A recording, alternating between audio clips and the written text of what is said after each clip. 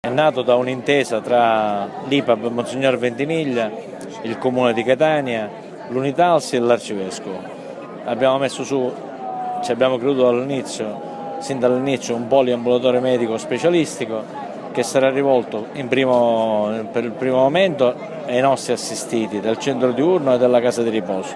Poi, essendo nutrito il numero dei medici che hanno partecipato, abbiamo superato le 30 unità, lo allargheremo a tutti i meno ambienti della nostra città e in questo momento ce n'è veramente bisogno.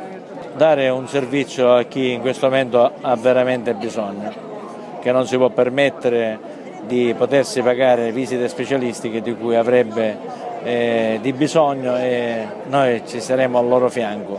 Ecco, non li lasceremo soli. Catania è una città nobile che si sa adoperare per i propri concittadini e troverà sempre in noi la porta aperta e la nostra disponibilità.